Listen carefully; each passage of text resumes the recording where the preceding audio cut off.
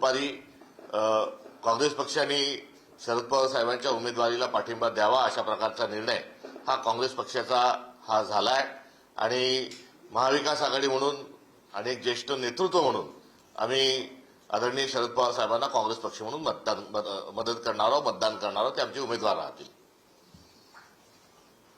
पत्रकार परिषदेमध्ये ठाकरे गटाचे कोणी उपस्थित नाही. ठाकरे गटाकडनं काही एकमत झालंय का? काही त्यांच्याशी नेत्यांशी बोलणं? आदित्य ठाकरे मागच्या मी घेऊ काय सगळे प्रश्न चालेल? आदित्य ठाकरे यांचा आग्रह होता स्थानिक ही जागा आम्हाला पाहिजे, कारण रोटेशन वाईज ही जागा आपल्याकडे सगळ्यात जास्त आमदार असते. नमस्कार. मी सुरुवातीलाच काँग्रेस पक्षाचे माननीय शिवसेना पक्षाचे आणि महाविकास आघाडीच्या प्रत्येक गटाचे मनपूर्वक आभार मानते की त्यांनी सगळ्यांनी आदरणीय पवारसाहेबांना ही जी साथ दिली आहे त्याबद्दल अंतःकरणातून मी महाविकास आघाडीच्या सगळ्या आमच्या मित्रपक्षांचे आभार मानते. सोनियाजी, राहुलजी, उद्धवजी, प्रियंकाजी, खडगे साहेब, वेणुगोपालजी, आदित्य ठाकरेजी, संजय राऊत साहेब, अरविंद सावंतजी, सगळेच आमचे सहकारी या सगळ्यांनीच, अनिल देसाईजी, सपकाळजी, बंटीदादा असतील, विजय भाऊ असतील, जोशी भाऊ असतील, सगळ्याच काँग्रेस पक्षाचे आमचे सगळ्या ज्यांच्यावर गेले अनेक दशकं आम्ही एकत्र काम केलेलं आहे. आणि कालच आपल्याला सगळ्यांना माहिती आहे माननीय जयंत पाटील साहेब आणि मी माननीय उद्धवजींना जाऊन त्यांची भेट घेतली. 2 तास सविस्तर, खरं तर अनेक जुन्या आठवणी आणि खूप घरगुती असा 2 तास काल उद्धवजींबरोबर घालवण्याची आम्हाला संधी मिळाली. आणि त्यानंतर आज काँग्रेस पक्षानेही आणि शिवसेनेने मोठ्या मनाने आदरणीय पवार साहेबांना ही संधी दिली त्याबद्दल राष्ट्रवादी काँग्रेस पक्ष म्हणून अंतःकरणातून जितेंद्र आव्हाड साहेब आणि मी आज काँग्रेस पक्षाचे आभार मानण्यासाठी इथे आलो. मी स्वतः आणि जयंतराव पुन्हा उद्धवजींची भेट घेऊन त्यांच्या सगळ्या कुटुंबाचे आणि सगळ्या शिवसैनिकांचे मनपूर्वक आभार मानणार आहे. कारण अनेक वर्ष आम्ही एकत्र काम करतोय.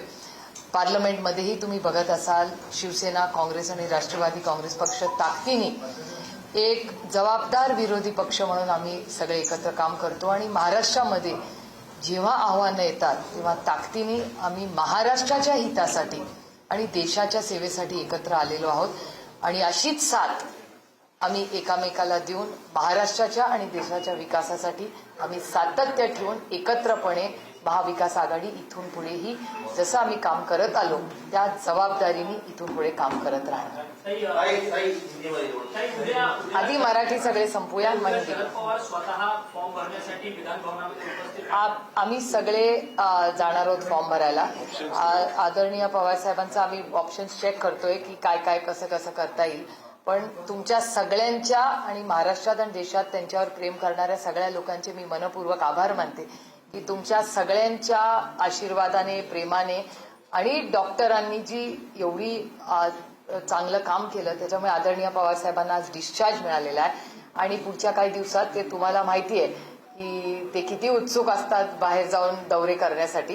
ते लवकरच महाराष्ट्राच्या आणि देशाच्या कामाला लवकरच लागतात. याच्यासाठी काही खबरदारी आपण घेतो का? कारण मागचे आपले अनुभव फार काही चांगले नाही. मला असं वाटतं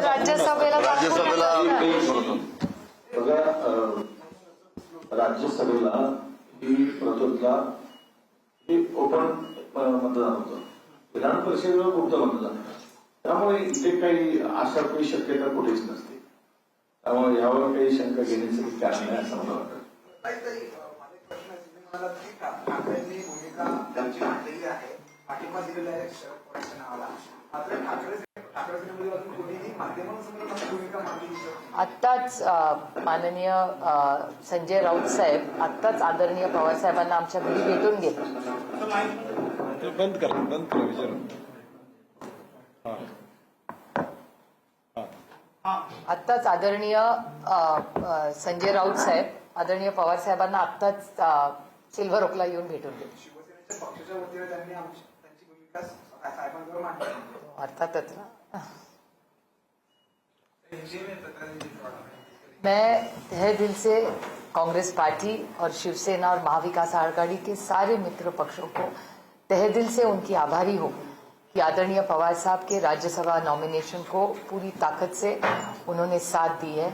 सोनिया जी, उद्धव जी, राहुल जी, प्रियंका जी, वेणुगोपाल जी, सबकाल जी, विजय जी, बंटी भैया, सारे जो संजय राउत साहब और अरविंद जी, अनिल देसाई जी, जो भी हमारे कांग्रेस के साथी है, हमारे सारे शिवसेना के साथी, हमारे सब मित्र पक्षों ने उन्होंने इतना बड़ा दिल दिखा के जो साथ हमें दी है, हम तहे दिल से उनके आभारी है। और महाविकास आघाड़ी जब से काम कर रही है वो देश के और राज्य की सेवा में हम लगे हुए हैं। आगे भी हम पूरी ताकत से एक दूसरे का साथ देके हम देश की सेवा और राज्य की सेवा में लगे रहेंगे। कल को शरद पवार जी आएंगे वो अभी लॉजिस्टिक्स देख रहे हैं और 2-3 ऑप्शंस है उसमें का कर लेंगे, लेकिन आप सब ने जो प्यार और डॉक्टरों ने जो अच्छा ट्रीटमेंट उनको दिया है वो आज आप सबके आशीर्वाद और प्यार से घर आए हैं और 2-4 दिन में पूरे एक्टिवली वो काम पे लग जाएंगे। और पता अभी इधर जूम ऑप्शन है या क्या है वो सारा हम लोग देख रहे हैं। Thank you. पवार साहब जैसे वरिष्ठ नेता जा रहे हैं तो बीजेपी ने संकेत दिए कि पवार साहब अगर जाते हैं एमपीएस उम्मीदवार होते तो वो एक्स्ट्रा कोई अतिरिक्त उम्मीदवार नहीं उतारेंगे। अगर पवार साहब नहीं रहे तो दूसरा उम्मीदवार उतारने की उन्होंने बात कही थी। तो आपको लगता है कि अब चुनाव निर्विरोध हो जाएगा 7 जगहों पर? मेरे ख्याल से कल 3 बजे तक रुकते हैं।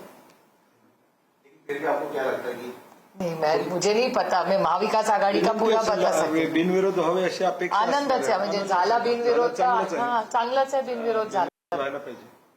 कारण बिनविरोध की राज्यसभेचं मतदान फिक्स्ड असते, त्यामुळे मतं काय इकडे तिकडे व्हायचा विषय नसतो, त्यामुळे बिनविरोध होईल अशी आम्हाला खात्री आहे. सबका साथ अपनी धीमे बोल रही पवार साहब?